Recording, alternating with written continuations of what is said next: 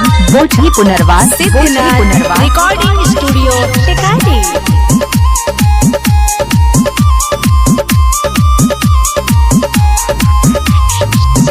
बबी बबुआ के घर ही में रखी निकल नदी बहरवा एहो धनिया। बबी बबुआ के घर ही में रखी निकल नदी बहरवा एहो धनिया। कत घूमता गलिए गलिए किडनी चोरवा एहो धनिया। नहीं जाए तू दिहा बबुआ के बहरवा एहो धनिया। कत घूमता गलिए गलिए किडनी चोरवा एहो धनिया। छोड़िए के जलतिया पटना के सहरवा एहो बलमुआ। छोड़िए के जलतिया गया के सहरवा एहो बलमुआ। कत घूमता गलिए गलिए किडनी चोरवा एहो सजनामा। इह सोची सोची लागे हमरा डरवा एहो बलमुआ।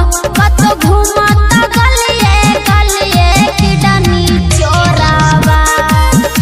डीजे संतोष राज घर बोझी पुनर्वास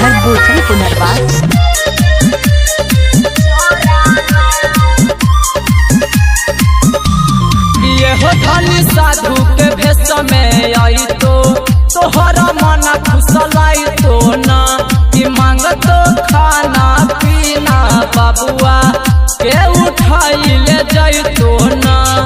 ये हो धनी साधु के भेष में आई तो तोहरा मन खुशलाई तो ना कि मांगतो खाना पीना बबुआ के उठाई ले जाई तो ना। इह बतिया सोची सोची हरे हमर जियरवा एहो बलमुआ।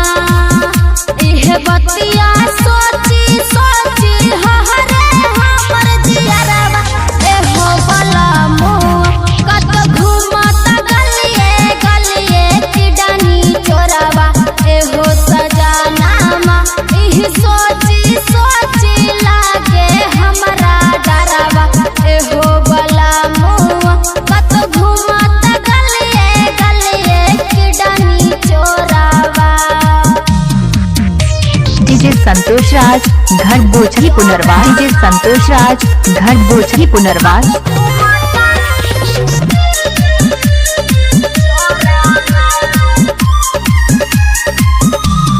ये हो धनी ना जाने कैसन मुदैया बाटे दिल के कठोरावा ना कि गलिए गलिए चलता चर्चा होता सगरी सोरावा ना।